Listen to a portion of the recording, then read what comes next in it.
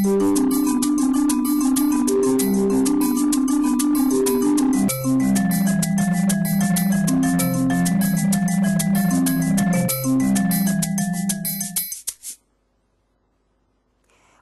ben ritrovati, nuovo appuntamento con Ore 13, oggi puntata dedicata alla sanità, parleremo della patologia dell'orecchio, parleremo della cura, della prevenzione, delle diagnosi, lo faremo insieme ai miei ospiti che ringrazio per essere qui con noi, il dottor Cosimo De Filippis, direttore unità operativa audiologia e foniatria del Cafoncello. Buongiorno. Buongiorno a tutti. E Daniele Frezza, direttore unità operativa chirurgia dell'orecchio, sempre del Cafoncello. Buongiorno. Quindi ULSS 2 Marca Trevigiana. Parliamo dell'orecchio, quali sono le patologie più diffuse? Ma allora, sicuramente l'otite media, cioè il male all'orecchio è un quadro clinico, una situazione molto diffusa che la popolazione conosce. L'otite media acuta è un'infiammazione dell'orecchio medio che coinvolge principalmente l'età pediatrica, infatti è sicuramente la malattia più frequente fino ai 3 anni ed è la diagnosi più frequente fino ai 15 anni. Quindi di mal d'orecchio, come dire, molti bambini ma anche adulti ne soffrono.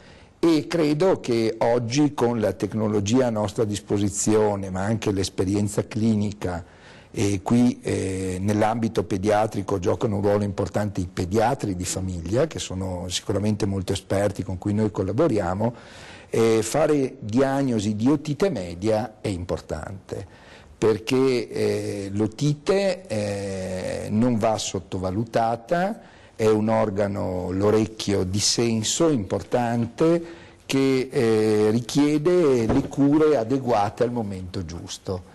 Poi infatti parleremo anche di complicanze, ma vediamo nella slide alcuni aspetti appena segnalati. Abbiamo un picco di incidenza proprio nel primo anno di vita, ci sono molti bimbi che hanno tante otiti nel primo anno, così come almeno 2 bimbi su 3 entro i 3 anni hanno un episodio di otite media. Cosa può portare l'otite in caso non fosse curata?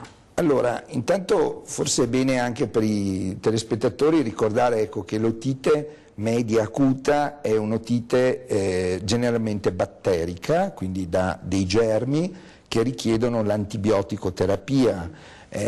Oggi le linee guida ci dicono che fino ai 2 anni è assolutamente necessario fare l'antibiotico, dopo i 2 anni un attento pediatra può valutare se iniziare o meno la terapia.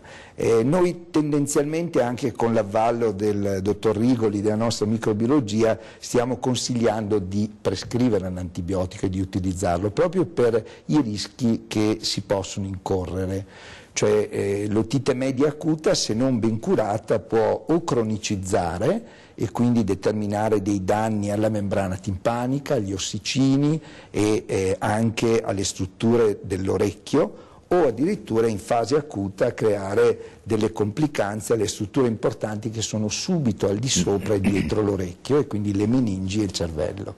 Quindi questo significa che un'attenta cura consente di portare a guarigione senza dei danni all'orecchio, dei potenziali danni, seppur rari, ma che accadono a strutture importanti che sono vicine all'orecchio. Ci sono però, a volte non si riconoscono i sintomi perché sono bambini piccoli, oppure è facile, insomma? No, sicuramente la sintomatologia, come è stato già detto dal dottor Frezza, è essenzialmente algica, il dolore. E quindi il pianto del bambino può significare dolore, ma il bambino non piange soltanto per dolore, quindi la problematica non è sempre così immediata di riconoscimento della patologia. Quindi che cosa si può fare anche in profilassi?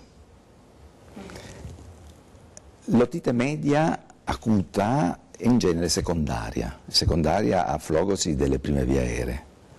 Quindi un'attenzione particolare, soprattutto questo è un consiglio alle mamme e ai papà, è quella dell'ambiente nel quale il bambino dimora, che deve essere un ambiente il più possibile salubre, con una umidità e una temperatura quanto più vicini all'ideale, quindi sui 20 gradi, con una umidità relativa abbastanza importante, e soprattutto attenzione alla igiene delle prime vie aeree. Il bambino non è capace di soffiarsi il naso, quindi di tenere pulito il naso, e quindi la infiammazione che ne deriva è un'infiammazione che va a occludere, a impedire la immissione di aria nell'orecchio medio, e quindi l'otite media normalmente avviene per trasmissione di germi presenti nelle prime vie aeree, soprattutto nel naso, attraverso la tuba di Eustachio, che bisogna ricordare nel bambino è più corta e più rettilinea, spesso beante, quindi una progressione abbastanza facilitata dei germi presenti nel naso a livello dell'orecchio, dove genera ovviamente l'infezione che può essere all'inizio virale, come spesso è, ma soprattutto si complica con, come ha detto il dottor Frezza, da un punto di vista batterico, e la problematica di ricorrere a un'antibioticoterapia che spesso viene data anche proprio per prevenire complicanze dell'otite media, che sono abbastanza serie. Però io stresserei, visto che siamo in una trasmissione che è molto seguita dalle famiglie, nella prevenzione, perché noi medici siamo, diciamo, tra virgolette, preparati a curare, ma l'informazione che dovremmo dare è quella soprattutto della cultura in ambito sanitario, di che cosa poter fare per prevenire queste problematiche. Quindi in definitiva, che cosa può fare una mamma o un papà? Lavare il naso con una soluzione, tipo una soluzione fisiologica, che ha la capacità di pulire in maniera radicale la cavità del naso, e quindi facilitare anche una risposta più corretta, più naturale al bambino, certo. E quindi di qui la prevenzione. Certo. Noi abbiamo parlato finora di una patologia che è di solito proprio prettamente dei bambini. C'è una patologia invece che colpisce di più l'adulto per quanto riguarda l'orecchio? Una patologia che colpisce di più l'adulto ed è diffusa è sempre in ambito audiologico, la sordità. La sordità in generale, che colpisce anche i bambini, ma che è diffusamente presente nell'adulto e ovviamente nell'anziano, è un capitolo molto grande delle nostre attività, e i riflessi di questa problematica sono molto onerosi per la collettività, per la salute in generale, per i costi che ne derivano. La ipoacusia nell'adulto si può sviluppare anche improvvisamente, con asintomatico? Un paziente completamente asintomatico sviluppa una sordità improvvisa, che normalmente riconosce delle cause che sono verosimilmente vascolari, anche se non propriamente vascolari, perché anche i virus ma anche i tossici poi agiscono secondariamente sul sistema vascolare, per cui c'è una deprivazione di apporto di sangue, di ossigeno alle cellule dell'orecchio interno, e di qui una sordità improvvisa.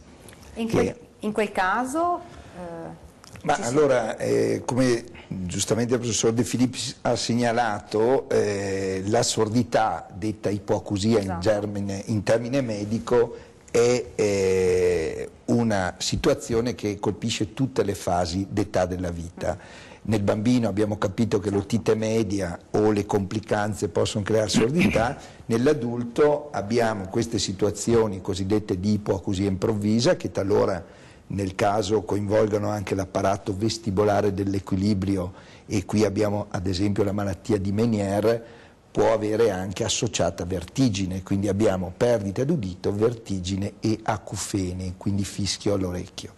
Oppure abbiamo le ipoacusie da rumore, quindi tutti coloro che sono sottoposti per motivi lavorativi o anche per hobby a dei rumori intensi che superano i 90-100 decibel protratti avrebbero bisogno di un'adeguata protezione, perché una volta che il recettore subisce un danno, dopo un certo periodo questo danno è irreversibile. Poi abbiamo il grande capitolo, che credo sia utile ricordare, che la popolazione sta invecchiando. Certo. E noi non abbiamo, ne discutevamo prima, forse una sufficiente attenzione ai problemi dell'udito. Siamo più attenti alla vista, ma oggi sicuramente è noto che un paziente che ci sente poco è un paziente che si isola. È un paziente che spesso va incontro a depressione, va incontro a una sorta di disagio, fino a una situazione nell'anziano di malattie neurodegenerative che sembrano essere collegate anche alla perdita d'udito. Quindi noi con l'attività che svolgiamo a Treviso, sia nella mia unità operativa ma anche in quella del professor De Filippis, facciamo diagnosi di queste sordità, di qualsiasi fase d'età, e oggi siamo in grado con una tecnologia, io spesso uso l'esempio dei cellulari, il nostro è un settore che sta avendo una fortissima accelerazione, cioè siamo in grado oggi di dare risposte che 5 anni fa non davamo, proprio nella ipoacusia, nella sordità, utilizzando sia le protesi tradizionali che sono molto pubblicizzate, ma anche degli apparati, poi volendo possiamo anche approfondirlo, che si chiamano protesi osteo-integrate, che quindi con un intervento semplice in anestesia locale fissiamo una vite subito dietro all'orecchio che raccoglie questa piccola protesi che ha grandi potenzialità oggi. Qualche anno fa non ce l'avevamo. E da ultimo, ed è il tema su cui noi ci dedichiamo come struttura ormai da molti anni anche con ottimi risultati, il tema degli impianti cocleari, cioè ridare l'udito. Certo. Quindi sia nei bambini che nascono con una sordità profonda, sia nell'adulto che può avere un declino progressivo, o a causa di una meningite o a causa delle situazioni che anche il professor De Filippis ricordava, fino ad arrivare ad una bilateralità su cui noi oggi siamo in grado di intervenire. 20 anni fa non avevamo queste possibilità. Infatti poi volevo appunto chiedervi, c'è stata un'evoluzione a livello anche di tecnica e di esami, di tecnologia, che è assolutamente, da gigante questo settore, ed è forse il fascino del perché anch'io da otorinoringoiatra me ne sto dedicando quasi a tempo pieno, è un settore che ha avuto dei fortissimi sviluppi e cambiamenti proprio in termini di applicazione. Vedere un paziente, abbiamo avuto il piacere di impiantare molti pazienti, ma in particolare qualche bambino o ragazzo che non sentiva e con l'impianto cocleare riesce ad avere un reinserimento sociale nella scuola, nel suo contesto, è una grande soddisfazione per la famiglia, per il paziente, ma anche per noi. Vi fermo solo un attimo perché c'è proprio una piccola pausa pubblicitaria, rimanete con noi. Goro.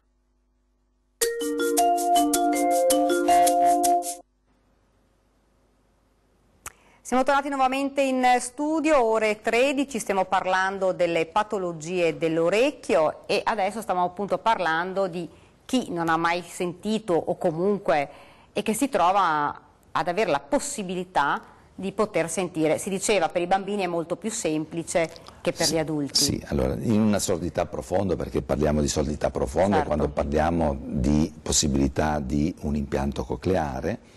Ecco, nel bambino la scaletta riabilitativa è naturale, perché il bambino impara a sentire attraverso l'impianto cocleare, che non è altro che una stimolazione elettrica diretta sul nervo cocleare. Attraverso un intervento si mette questo impianto che stimola direttamente le cellule, il nervo cocleare.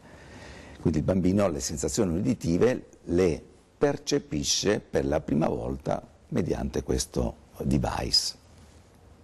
Per l'adulto che non ha mai sentito avviene la stessa cosa, ma non c'è la stessa decodificazione, certo, perché il suo cervello non ha mai avuto una stimolazione, per cui la riabilitazione nei casi di questo genere è estremamente molto povera, cioè si possono avere dei risultati, però non si può pensare a una immediata e anche tardiva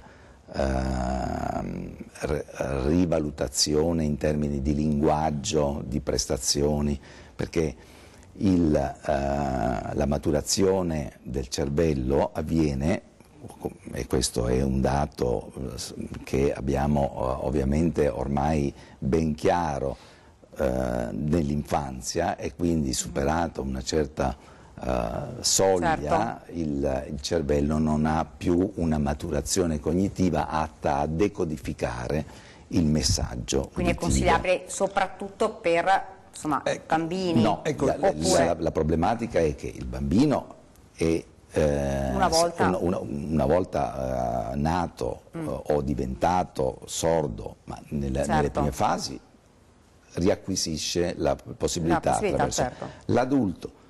Se ha perso l'udito da poco tempo, certo, oppure aveva acquisito già il linguaggio, una volta che noi gli diamo la possibilità di risentire, lui sente perfettamente bene. Però se invece questa sordità non è mai stata riabilitata né con protesi, per cui abbiamo di fatto un sordomutismo, certo, allora l'impianto cocleare ha dei limiti. Ma è consigliabile lo stesso oppure... Dipende in casi selezionati e dalle esigenze del paziente. Per esempio, noi parliamo tanto di linguaggio, parliamo ovviamente di reinserimento sociale, però dobbiamo pensare che l'udito ha anche una valenza come segnali di allarme. L'individuo completamente sordo è al di fuori di questa range di attenzione nei confronti del rumore, del suono. Non stiamo parlando di decodificazione del messaggio, ma di segnali elementari, per cui è ovvio che in determinate circostanze possiamo avere anche la necessità di proporre un impianto cocleare per categorie particolari di persone che non hanno mai sentito. La problematica importante oggi è che l'udito proprio l'abbiamo proprio metabolizzato attraverso la nostra esperienza fattiva di tutti i giorni, grazie forse proprio agli impianti cocleari, serve per la maturazione cognitiva e c'è una relazione specifica tra udito e maturazione cognitiva, perdita di udito e declino cognitivo. Ecco perché è importante nelle fasi dell'infanzia e della geriatriche, che come al solito si assomigliano per tanti aspetti, immaginare la problematica non in funzione dell'udito, ma in funzione della necessità che il nostro cervello ha di essere informato da un punto di vista proprio della stimolazione uditiva. Senza di questo il nostro cervello non funziona. Le problematiche poi, ora stiamo parlando degli opposti, cioè delle sordità profonde, ma le sordità meno profonde, che possono essere riabilitate anche con le protesi acustiche, portano a problematiche sempre a livello cognitivo, per cui non è che dobbiamo pensare soltanto a una problematica di sordità completa, ci sono sordità anche lievi che possono dare un handicap di tipo complessivo, comportamentale, lavorativo, sociale al paziente, senza dimenticare il grosso capitolo delle sordità monolaterali, che è stato non trascurato, trascuratissimo, soprattutto a livello proprio specialistico, perché una volta non c'era assolutamente la possibilità di immaginare una riabilitazione per le sordità monolaterali. La sordità monolaterale è un handicap importante per qualsiasi età. È stato visto anche a livello infantile, ancora di più nell'età lavorativa dell'adulto e ovviamente anche nell'anziano. Quali sono le problematiche che una famiglia si trova a affrontare? Se noi esaminiamo la sordità infantile monolaterale, è un bambino che ha acquisito il linguaggio, che va a scuola più o meno bene, più o meno, perché ci sono poi andando a vedere delle problematiche, viene scoperta abbastanza tardivamente perché esula dagli screening molto spesso, perché è una sordità acquisita nel tempo per problematiche di tipo virale. Quindi, di scusi, la interrompo solo una cosa, un genitore come fa ad accorgersi che c'è il problema? Un genitore può sospettare che ci sia il problema quando ci sono problematiche, per esempio di tipo scolastico o anche di tipo comportamentale, che il bambino non si trova a suo agio negli ambienti, soprattutto rumorosi, non partecipa alle discussioni, perché l'udito monolaterale è un udito sufficiente per il colloquio, il dialogo in un ambiente silenzioso tra due persone, ma basta una terza persona quando c'è una competizione, quando c'è un rumore di fondo, ecco che le normali capacità che questo bambino aveva non le può espletare più. Queste sono identiche anche nell'adulto, ma nel bambino che cosa succede? Perché poi possiamo parlare di che cosa facciamo nell'adulto. Nel bambino, quando manifestiamo la problematica ai genitori, ci troviamo di fronte a un disagio veramente grande, soprattutto di tipo psicologico, perché mettere una protesi acustica o, come oggi in qualche caso selezionato si fa, l'impianto cocleare in sordità monolaterali,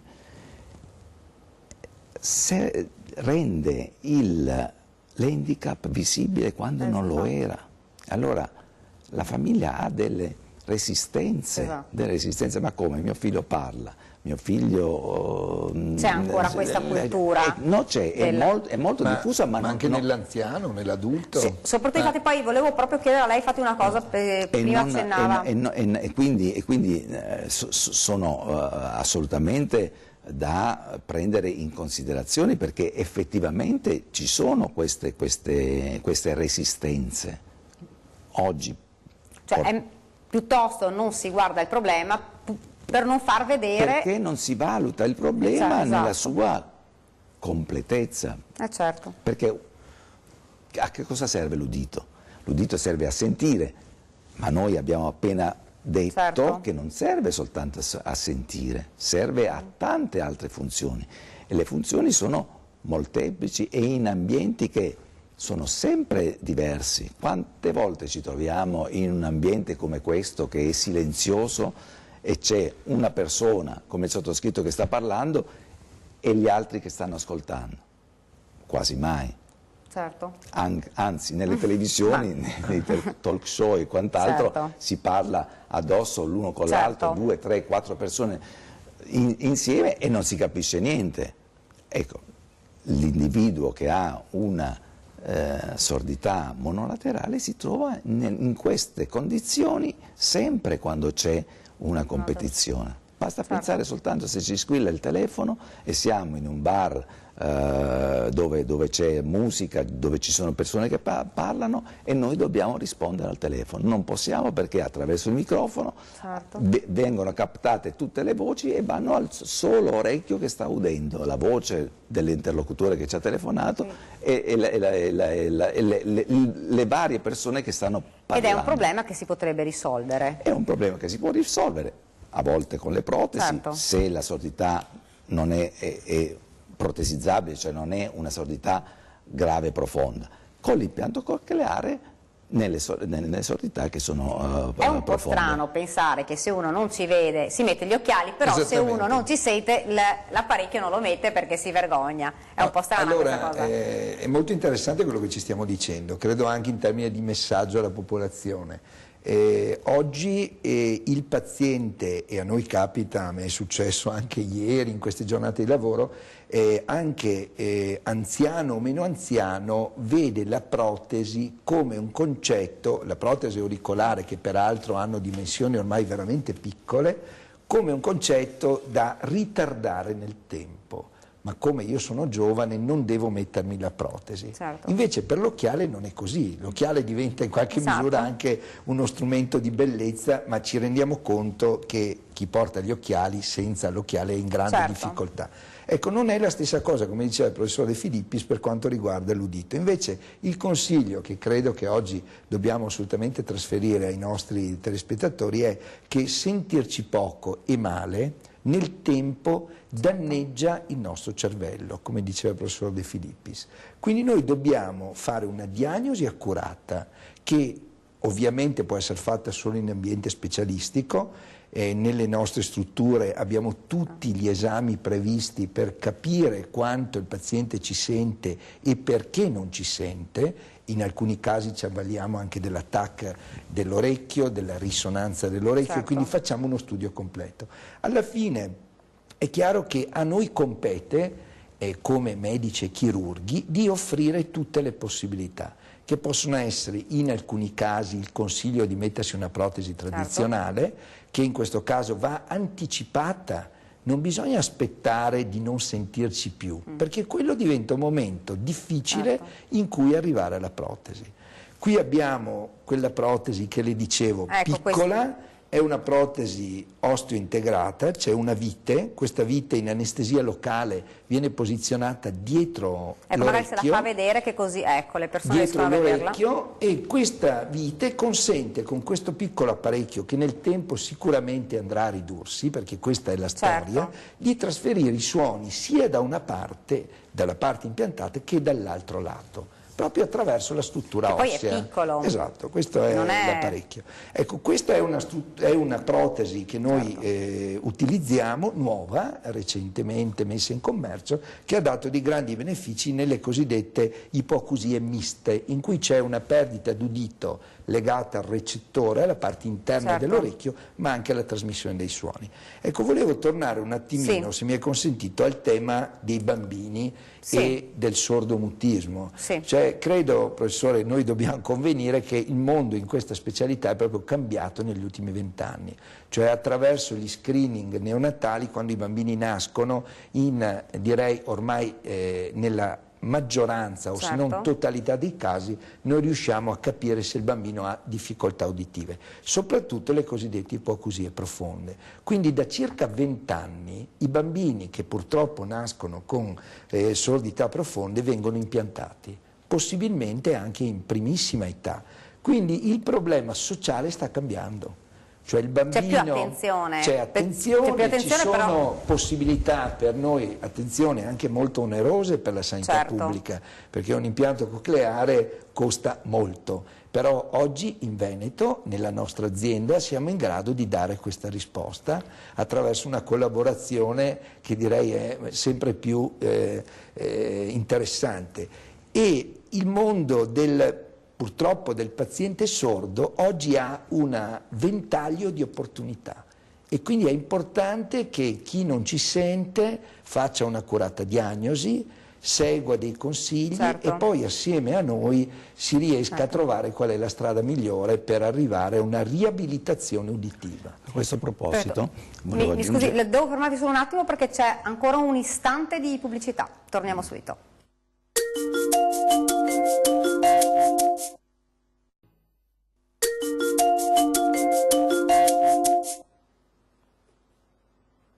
Rieccoci nuovamente in studio, vi ricordo stiamo parlando sempre delle patologie dell'orecchio e stiamo parlando del costo medio per una persona sorda. Allora, nel caso, come diceva il dottor Frezza poc'anzi, dell'impianto cocleare, che ha avuto, diciamo, i primi impianti risalgono a 20-25 anni fa e venivano effettuati su bambini e monolateralmente, perché quella era l'esperienza di quel periodo e l'esperienza che si aveva.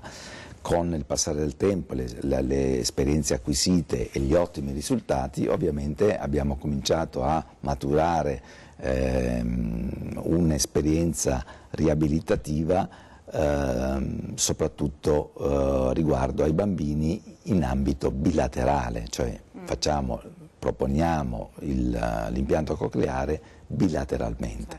Questo ovviamente a livello di costi raddoppia il costo, ma il costo sociale di un paziente ipoacusico nell'arco della vita è stimato sui 750.000 euro. Quindi un impianto cocleare oggi con le gare che la Regione Veneto ha improntato ha un costo medio sui 16.000 euro, quindi anche ipotizzando 16.000 euro per 2 come costo effettivo dell'impianto, poi ovviamente c'è la degenza, ma arriviamo a un costo per 2 impianti intorno ai 50.000 euro, ma abbiamo una persona che è reinserita completamente nella società, una persona che ha la possibilità di acquisire il linguaggio, la maturazione cognitiva, la scolarità identica a un bambino che è nato con la facoltà uditiva, con la sua capacità uditiva normale. Nell'adulto noi abbiamo le stesse problematiche perché nell'adulto ancora di più è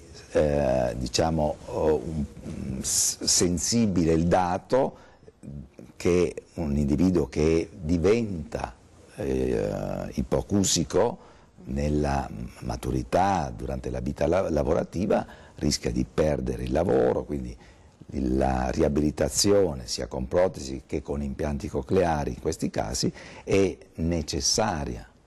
Poi dobbiamo pensare anche a altri aspetti che la comunicazione uditiva comporta, perché non è soltanto il messaggio, ma anche la piacevolezza del suono, la musica, i suoni della natura.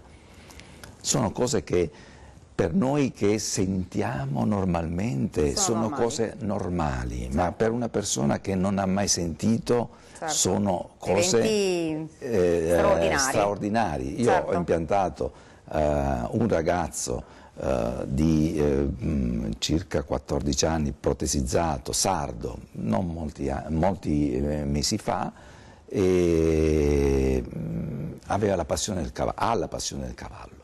Andava a cavallo, aveva una tenuta in Sardegna.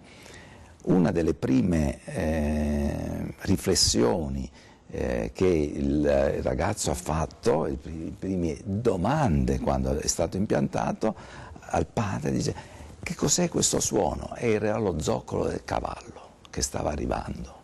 E quando sono andati vicino al fiume ha sentito il fruscio del fiume e ha detto al padre: che cos'è questo? È il fruscio del fiume, perché ovviamente un ragazzo impiantato con una sordità profonda non ha mai avuto la capacità di apprezzare. E queste sono cose che sono molto, per chi ce l'ha sempre avuto, per chi non l'ha mai avuto è riacquisire la capacità di apprezzare il mondo, la natura. e sono cose veramente... Sì, e la tecnologia in questo La ha veramente tecnologia fatto... ha fatto passi da gigante e ne farà ovviamente sempre di Certo. più, perché come il dottor Frezza ha detto, si va verso la miniaturizzazione dei device esterni, ma anche con una complicazione invece, quindi una migliore capacità di portare il messaggio, decodificare i messaggi in ambiti molto diversi, perché una delle problematiche che noi abbiamo, soprattutto negli impianti cocleari, è quello per esempio delle frequenze gravi. Le frequenze gravi sono difficilmente trasportabili attraverso attualmente, e quindi la sonorità delle voci, dei suoni è un po' penalizzata, mentre gli acuti si sentono meglio, proprio il contrario di quello che avviene con la protesizzazione, dove i suoni gravi, che generalmente sono meglio conservati ma comunque sono trasportati e amplificati meglio, si perde molto nelle frequenze acute, e molto spesso oggi, nel senso, si può proporre, anche se ancora si è agli albori di un'esperienza, diciamo, lunga in questo ambito, una riabilitazione che prevede l'impianto cocleare e la protesizzazione nello stesso orecchio, proprio per sfruttare tutti e due gli ambiti di capacità riabilitative. Volevo tornare un attimino alla problematica della bilateralità che è necessaria. L'uomo è nato con due orecchie, ma il mondo animale è sempre stato concepito con due orecchie, perché la localizzazione del suono è essenziale anche per la vita. Noi dobbiamo sapere, non soltanto per un problema di emergenza, da dove proviene il suono. Dobbiamo avere cognizione di dove siamo, e la cognizione di dove siamo lo possiamo avere sfruttando le due orecchie. Ritornando al problema degli albori dell'impianto cocleare e dell'implantologia monolaterale, oggi ovviamente ci troviamo di fronte a una grossa popolazione di ex bambini, ora ragazzi e adulti, impiantati monolateralmente, ai quali possiamo proporre con la stessa efficacia l'impianto controlaterale, quindi riportare a un udito praticamente normale. E anche qui devo dire che esistono parecchie resistenze. Come mai adesso, nonostante... Allora, anche qui per quel che riguarda i bambini, le famiglie hanno resistenza, perché dobbiamo anche metterci nei loro panni. È stato un trauma la sordità, è stato un trauma decidere loro per il bambino di fargli operare e mettere l'impianto cocleare. Hanno visto i progressi, l'acquisizione del linguaggio, quindi si sono rilassati, adagiati, hanno immaginato il problema risolto. La proposizione di un nuovo intervento per il completamento di una riabilitazione che non è facilmente comprensibile, perché ma il bambino sente, il bambino partecipa, il bambino va bene a scuola, perché lo devo impiantare? Perché ci sono tutte le problematiche che noi prima abbiamo elencato, che fanno sì che oggi bambino, che domani sarà un adulto, nella società che è fatta di rumori, sarà un bambino che... Torniamo però allora a parlare del fatto che comunque, tra virgolette, il problema viene, non dico sottovalutato, anche in questo caso. Ecco, io vorrei tornare, ovviamente approvando in pieno quello che il professor De Filippis ha appena detto, anche alle due situazioni che sono forse più frequenti, perché di sordità profonde che richiedono l'impianto noi ne siamo molto coinvolti, però stiamo parlando di piccoli numeri, cioè di una percentuale minima, per fortuna, di pazienti che non ci sentono proprio nulla e che hanno bisogno di impianto cocleare. Invece noi abbiamo una larga fetta di popolazione che ci sente poco e che ha bisogno di risentire adeguatamente. Allora in questo senso l'abbiamo forse sfiorato all'inizio, vale la pena ricordare che quando parliamo di otite media acuta ci sono delle otiti che non creano dolore e si chiamano otiti medie effusive, soprattutto in età pediatrica, nella prima infanzia ma anche nell'adulto, in cui il catarro si ferma nell'orecchio in maniera cronica e se non opportunamente risolto con delle terapie mediche o con alcuni interventi, nel bambino procediamo all'intervento di adenoidectomia, quindi a rimuovere le adenoidi dalla parte posteriore del naso e in alcuni casi selezionati a mettere un piccolo tubicino di ventilazione sul timpano. Ecco, in questo caso noi riabilitiamo l'udito.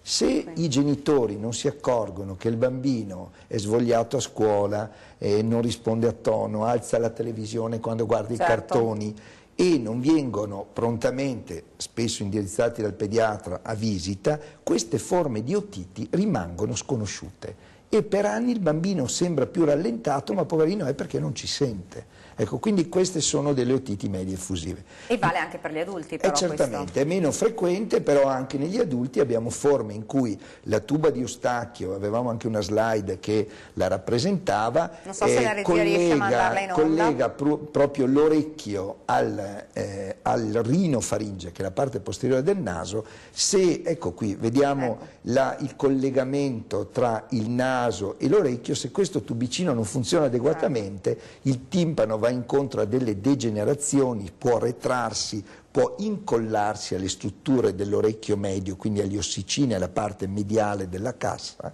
e a quel punto creare dei danni. Quindi noi interveniamo sia nelle otiti medie effusive, su cui il pediatra, dopo 3 mesi circa dal sospetto che questa ci sia, deve mandarci il bambino per poter fare un esame audiometrico, una timpanometria e capire se questo tipo di otite si risolve o meno. Nell'adulto, come dicevamo, a causa di questi deficit della tuba o anche a causa di perforazioni del timpano che possono arrivare da otiti non ben curate, questo tipo di lesione del timpano e degli ossicini crea sordità. Quindi noi entriamo nel capitolo delle otiti croniche, di cui noi siamo sufficientemente esperti perché è la gran parte del lavoro chirurgico che facciamo.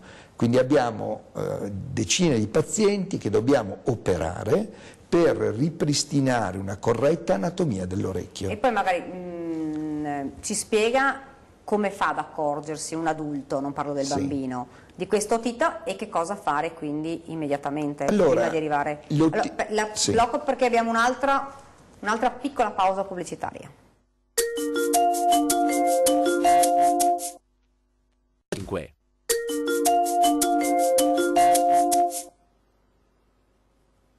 Siamo tornati nuovamente in studio, ore 13, parlavamo con Dottor Frezza del discorso delle otiti acute negli adulti.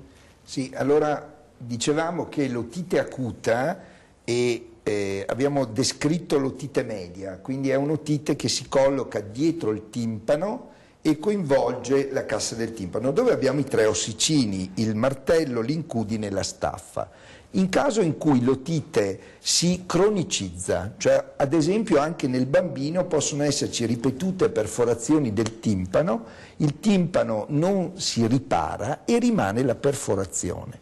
Se questa perforazione poi nel corso della vita non viene trattata, l'infezione va all'interno dell'orecchio, coinvolge la mastoide che è l'osso posteriore dell'orecchio e può erodere o alterare la catena degli ossicini.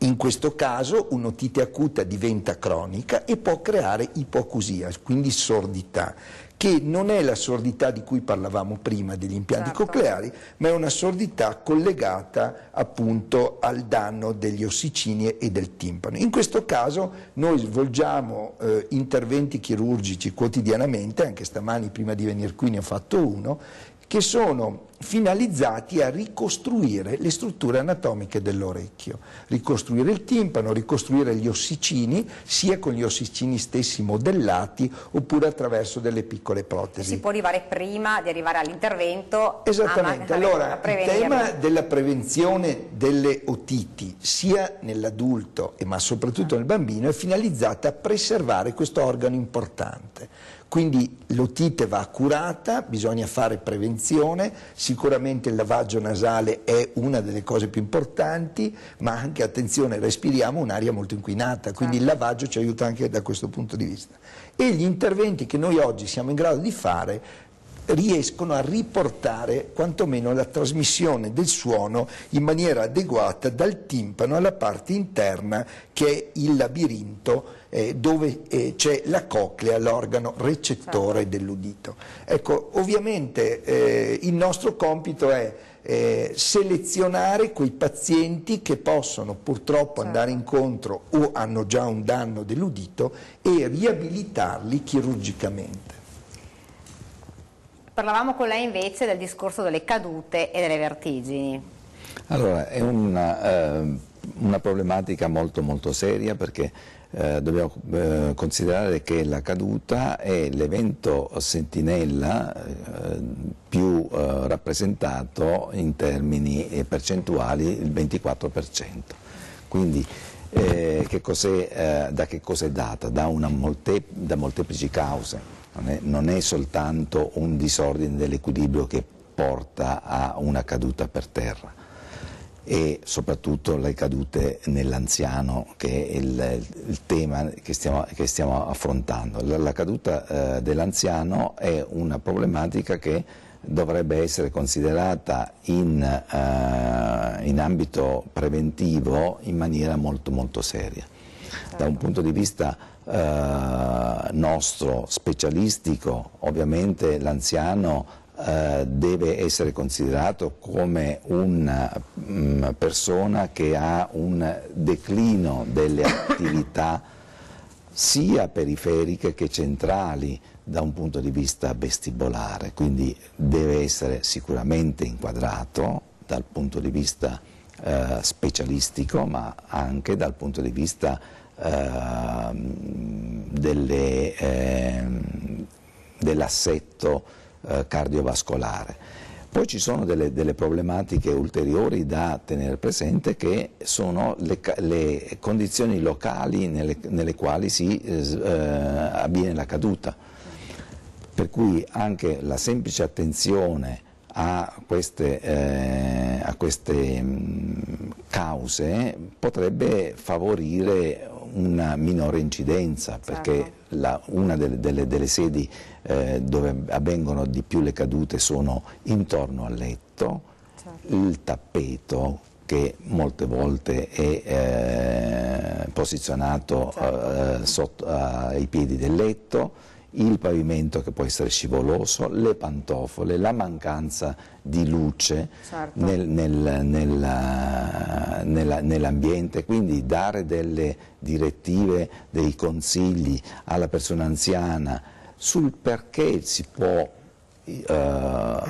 possono causare questi infortuni, che sono di una gravità estrema, è importante, perché l'organo dell'equilibrio è composto non soltanto dai recettori periferici dell'orecchio, ma dalla vista, dal tatto, dai recettori muscolari e tendinei, e quindi l'informazione alla persona anziana di che cosa può fare per prevenire la caduta, perché la caduta deve essere prevenuta, e dobbiamo anche tenere presente che una persona anziana che cade ha un rischio 3 volte maggiore di cadere nello stesso anno. Questo è un dato statistico, quindi ecco che ci può essere, oltre a maggior ragione, una interpretazione di come una caduta sentinella, di andare a esplorare le varie funzioni dopo una caduta. Dice, ma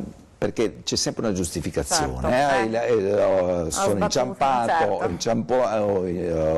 il tappetino o la pantofola, non ho visto. invece dobbiamo andare a indagare. Noi purtroppo siamo arrivati al termine. Intanto vi ringrazio per essere stati con noi, ci sarebbe veramente ancora molto da dire perché è un argomento che sembra forse magari che c'è poca attenzione rispetto all'orecchio, però in realtà poi è un organo importantissimo e affascinante oltretutto. Io vi ringrazio davvero per essere stati con noi, grazie per averci seguito e buona giornata. Grazie. Arrivederci.